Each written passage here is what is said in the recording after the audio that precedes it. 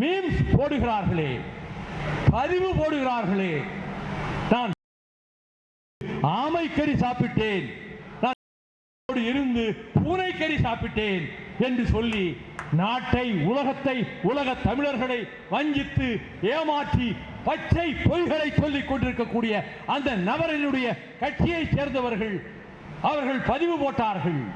ஸ்டெர்லைட்டிலே வைகோ பெரும்பலம் வாங்கிவிட்டார். இப்பொழுது நியூட்ரினோவிலே தன் மகனுக்கு 3% பங்குகள் வேண்டும் என்று கோரிக்கை வைத்துவிட்டு நடைபயணம் போகிறான் என்று 2 பேர் பெயரிலே அந்த பதிவு வந்தது. நான் புகார் கொடுத்தேன் கமிஷனரிடத்தில். ஒரு நடவடிக்கையும் இன்று வரை கிடையாது. அந்த 2 பேர் முகவரியையும் கொடுத்தேன். எனக்கு தெரியாதா?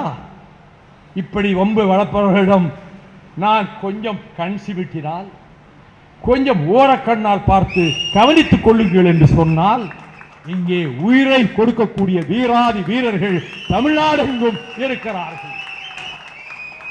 ஒரு நிமிடத்திலே தவிடுபடியாக்க முடியாதா? நான் 1000 ராணுவ வீரர்களின் துப்பாக்கி முனைகளுக்கு மத்தியிலே ஊடுருவி வந்தவன். என்னை அழைத்து வந்த அவன் பீட்டர் கென்னடி சுட்டுக் கொல்லப்பட்டான். மரணத்தை அதன் பக்கத்திலே இருந்து தரிசித்தவன் வைகோ. அன்றே நான் முடிந்து போயிருக்க வேண்டும். தப்பி வந்தேன். ஆனால் இப்படிப்பட்ட பதிவுகளை தொடர்ந்து போட்டுக்கொண்டே வந்தார்கள். பிளே ஸ்டோர் மற்றும் ஆப் ஸ்டோரில் இருந்து பாலிமர் செயலியை QR கோடு மூலம் பதிவிறக்கம் செய்யுங்கள். செய்திகளை உடனுக்குடன் பெறுங்கள்.